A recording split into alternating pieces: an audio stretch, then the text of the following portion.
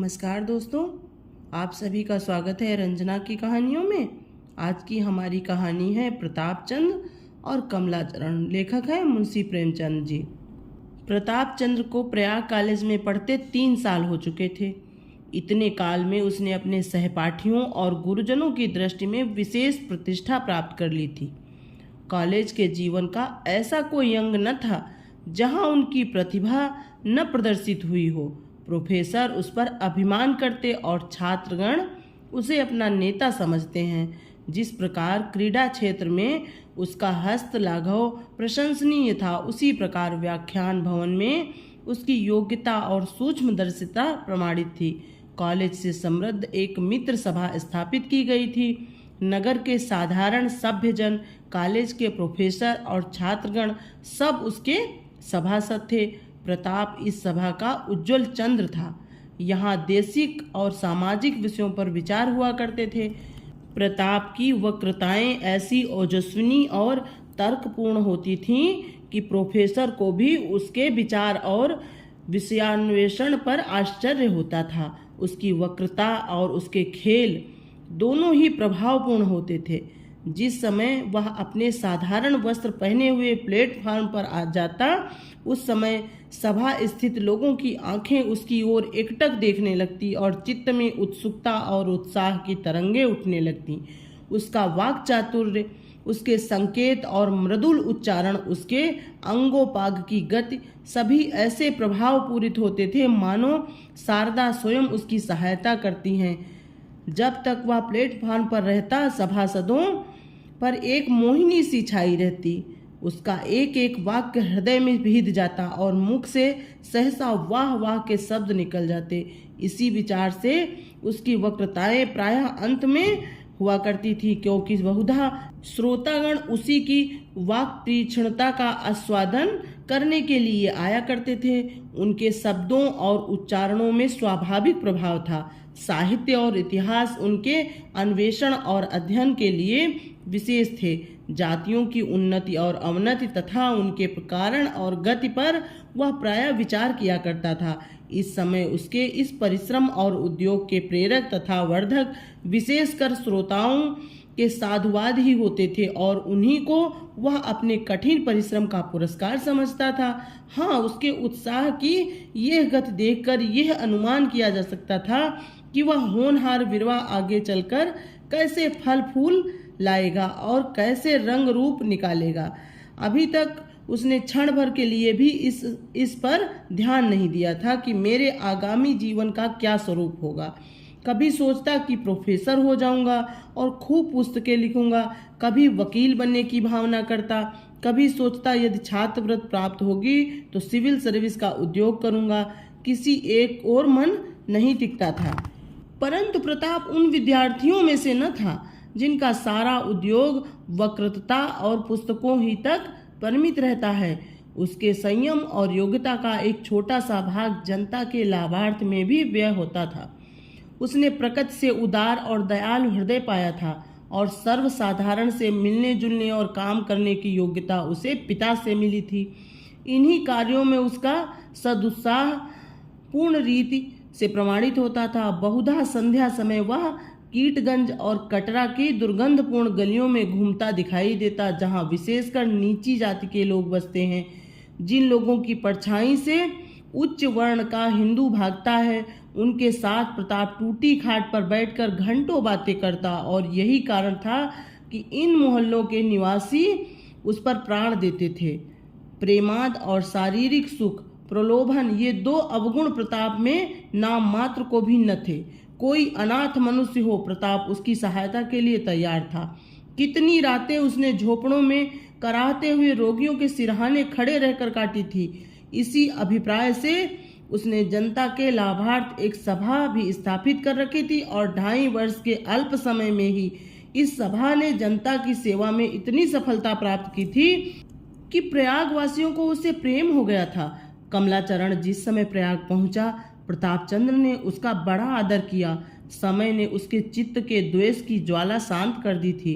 जिस समय वह विरजन की बीमारी का समाचार पाकर बनारस पहुंचा था और उससे भेंट होते ही विरजन की दशा सुधर चली थी। उसी समय प्रताप चंद्र को विश्वास हो गया था कि कमलाचरण ने उसके हृदय में वह स्थान नहीं पाया है जो मेरे लिए सुरक्षित है।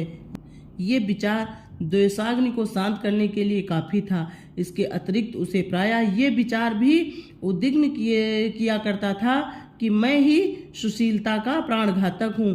मेरे ही कठोर वाणियों ने उस बेचारी का प्राणघात किया और उसी समय से जब से सुशीला ने मरते समय रो रो कर उससे अपने अपराधों की क्षमा मांगी थी, प्रताप ने मन में ठान लिया था कि अवसर मिलेगा तो मैं इस पाप का प्रायश्चित अवश्य करूंगा। कमलाचरण का आदर सत्कार तथा शिक्षा सुधार में उसे किसी अंश में प्रायश्चित को पूर्ण करने का अपूर्व अवसर प्राप्त हुआ।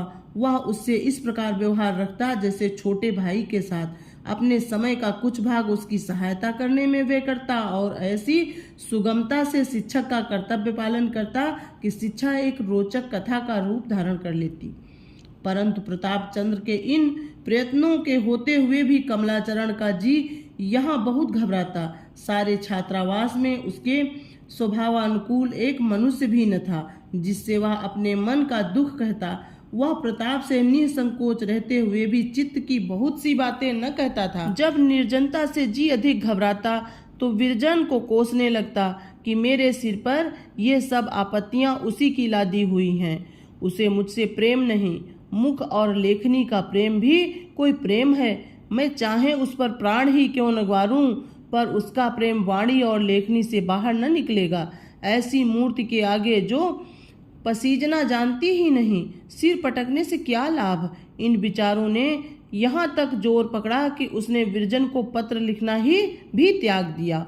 वह बेचारी अपने पत्रों में कलेजा निकाल कर रख देती, पर कमला उत्तर तक न देता। यदि देता भी तो रूखा और हृदय विदारक। इस समय विरजन की एक एक बात, उसकी एक एक चाल उसके प्रेम की शिथिलता का परिचय देती हुई प्रतीत होती थी। हाँ, यदि विस्मरण हो गई थी तो विरजन की स्नेहमयी बातें, वे मतवाली आंखें जो वियोग के समय डबडबा गई थी और कोमल हाथ जिन्होंने उससे विनती की थी कि पत्र बराबर भेजते रहना। यदि वे उसे स्मरण हो आते तो संभव था कि उसे कुछ संतोष होता, परंतु ऐसे अवसरों पर मनुष्य की स्मरण शक्ति धोखा दे दिया करती है। निदान कमलाचरण ने अपने मन बहलाव का एक ढंग सोच ही निकाला।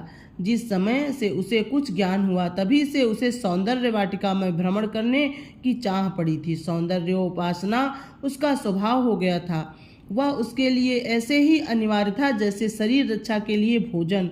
बोर्डिंग हाउस से मिली हुई एक सेठ की वाटिका थी और उसकी देखभाल के लिए माली नौकर था। उस माली के सरयू देवी नाम की एक कुंवारी लड़की थी। यद्यपि वह परम सुंदरी न थी, तथापि कमला सौंदर्य का इतना इच्छुक न था जितना किसी विनोद की सामग्री का। कोई भी स्त्री जिसके शरीर पर यौवन की झलक हो, उसका मन बहलाने के लिए समुचित थी। कमला इस लड़की पर डोरे डालने लगा। संध्या समय निरंतर वाटिका की पटरियों पर टहलता हुआ दिखाई देता और लड़के मैदान में कसरत करते, पर कमलाचरण वाटिका में आकर ताक झांक किया करता। धीरे धीरे सरयू देवी से परिचय हो गया। वह उससे गजरे मोल लेता और चौगना मूल्य देता। माली को त्योहार के समय सबसे ज्यादा त्योहारी कमलाचरण से ही मिलती थी। यहाँ तक कि सरयू देवी उसके प्रीति रूपी जाल का आखेट हो गई और एक दो बार अंधकार के पर्दे में परस्पर संभोग भी हो गया। एक दिन संध्या का समय था। सब विद्यार्थी सैर को गए हुए थे। कमला अकेला वाटिका में टहल रहा था और रह रहकर माली की झोपड़ी की ओर झांक रहा था। अचानक झोपड़े में से सरयू देवी ने उसे संकेत द्वारा बुलाया। कमला बड़ी शीघ्रता से भीतर घुस गया। आज सरयू देवी ने मलमल की साड़ी पहनी थी जो कमला बाबू का उपहार थी। सिर में सुगंधित तेल डाला था जो कमला बाबू बनारस से लाए थे और एक छींट का सलूका पहने हुई थी जो बाबू साहब ने उसके लिए बनवा दिया था। आज वह अपनी दृष्टि में परम सुंदरी प्रतीत होती थी। नहीं तो कमला जैसा धनी मनुष्य उस पर क्यों प्राण देता। कमला खटोले पर बैठा हुआ सरयू देवी के हाव भाव को मतवाली दृष्टि से देख रहा था। उसे उस समय सरयू देवी ब्रजरानी से किसी प्रकार कम सुंदरी नहीं दिख पड़ती थी। वर्ण में तनिक सा अंतर था, पर यह ऐसा कोई बड़ा अंतर नहीं। उसे सरयू देवी का प्रेम सच्चा और उत्साहपूर्ण जान पड़ता था, क्योंकि वह जब कभी बनारस जाने की चर्चा करता तो सरयू देवी फूट फूट कर रोने लगती और कहती कि मुझे भी लेते चलना, मैं तुम्हारा संग न छोड़ूंगी। कहाँ यह प्रेम की तीव्रता व उत्साह का बाहुल्य और कहाँ विरजन की उदासीन सेवा और निर्दयतापूर्ण अभ्यर्थना। कमला अभी भली भांति आंखों को सेकने भी न पाया था कि अकस्मात माली ने आकर द्वार खटखटाया। अब काटो तो शरीर में रुधिर नहीं, चेहरे का रंग उड़ गया। सरयू देवी ने गिड़गिड़ाकर बोला, मैं कहाँ जाऊँ? सरयू देवी का ज्ञान आप ही शून्य हो गया। घबराहट में मुख से शब्द तक न निकला। इतने में माली ने फिर किवाड़ खटखटाया। बेचारी सरयू देवी विवश थी। उसने डरते डरते किवाड़ खोल दिया। कमलाचरण एक कोने में श्वास रोककर खड़ा हो गया। जिस प्रकार बलिदान का बकरा कटार के तले तड़पता है, उसी प्रकार कोने में खड़े हुए कमला का कलेजा धड़क रहा था। वह अपने जीवन से निराश था और ईश्वर को सच्चे हृदय से स्मरण कर रहा था और कह रहा था कि इस बार इस आपत्ति से मुक्त हो जाऊंगा तो फिर कभी ऐसा काम न करूंगा। इतने में माली की दृष्टि उस पर पड़ी। पहले तो घबराया, फिर निकट आकर बोला, ये कौन खड़ा है? ये कौन है? इतना सुनना था कि कमलाचरण झटपट बाहर निकला और फाटक की ओर जी छोड़कर भागा। माली एक डंडा हाथ में लिए लेना लेना भागने न पाए कहता हुआ पीछे पीछे दौड़ा। यह वह कमला है जो माली को पुरस्कार व पारितोषिक दिया करता था, जिसने माली सरकार और हुजूर कहकर बातें करता था। वही कमला आज उसी माली सन्मुख इस प्रकार जान लेकर भागता जाता है। पाप अग्नि का वह कुंड है जो आदर और मान, साहस और धैर्य को क्षण भर में जलाकर भस्म कर देता है। कमलाचरण वृक्षों और लताओं की ओट में दौड़ता हुआ फाटक से बाहर निकला। सड़क पर तांगा जा रहा था, जो बैठा और हाँफते हाँफते अशक्त होकर गाड़ी के पटरे पर गिर पड़ा। यद्यपि माली ने फाटक तक भी पीछा न किया था, तथापि कमला प्रत्येक आने जाने वाले पर चौंक चौंक कर दृष्टि डालता था, मानो सारा संसार शत्रु हो गया है। दुर्भाग्य ने एक और गुल खिलाया। स्टेशन पर पहुंचते ही घबराहट का मारा गाड़ी में जाकर बैठ गया, परंतु उसे टिकट लेने की सुध ही न रही और न उसे ये खबर थी कि मैं किधर जा रहा हूँ। वह इस समय इस नगर से भागना चाहता था, चाहे कहीं हो। कुछ दूर चला था कि अंग्रेज अफसर लालटेन लिए आता दिखाई दिया। उसके संग एक सिपाही भी था।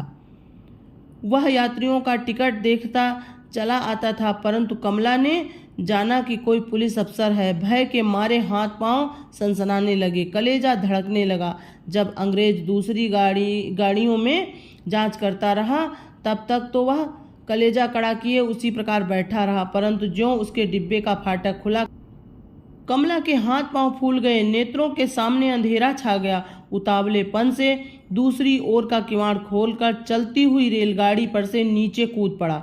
सिपाही और रेल वाले साहब ने उसे इस प्रकार कूदते देखा तो समझा कि कोई अभ्यस्त डाकू है। मारे हर्ष के फूले न समाये कि पारितोषिक अलग मिलेगा और वेतनों उन्नति अलग होगी। झट लाल बत्ती दिखाई, तनिक देर में गाड़ी रुक गई। अब गार्ड, सिपाही और टिकट वाले साहब कुछ अन्य मनुष्यों सहित गाड़ी से उतर पड़े और लालटेन ले लेकर इधर उधर देखने लगे। किसी ने कहा अब उसकी धूल भी न मिलेगी, पक्का डकैत था। इन लोगों में काली जी का इष्ट रहता है, जो कुछ न कर दिखाए थोड़ा है। परंतु गार्ड आगे ही बढ़ता गया। वेतन वृद्धि की आशा उसे आगे ही लिए जाती थी, यहाँ तक कि वह उस स्थान पर जा पहुंचा जहां कमला गाड़ी से कूदा था। इतने में सिपाही ने खड्डे की ओर संकेत करके कहा, देखो वह श्वेत रंग की क्या वस्तु है? मुझे तो कोई मनुष्य सा प्रतीत होता है। और लोगों ने देखा और विश्वास हो गया कि अवश्य ही दुष्ट डाकू यहाँ छिपा हुआ है। चलकर उसको घेर लो ताकि कहीं निकलने न पावे। तनिक सावधान रहना, डाकू प्राण पर खेल जाते हैं। गार्ड साहब ने पिस्तौल संभाली, मियाँ सिपाही ने लाठी तानी, कई स्त्रियों ने जूते उतारकर हाथ में ले लिए कि कहीं आक्रमण कर बैठा तो भागने की सुविधा होगी। दो मनुष्यों ने ठेले उठा लिए कि दूर ही से लक्ष्य करेंगे, डाकू के निकट कौन जाए, किसे जी भारी है। परंतु जब लोगों ने समीप जाकर देखा तो न डाकू था न डाकू का भाई, किंतु एक सभ्य स्वरूप, सुंदर वर्ण, चरहरे शरीर का नवयुवक पृथ्वी पर औंधे मुंह पड़ा है और उसके नाक और कान से धीरे धीरे रुधिर बह रहा है।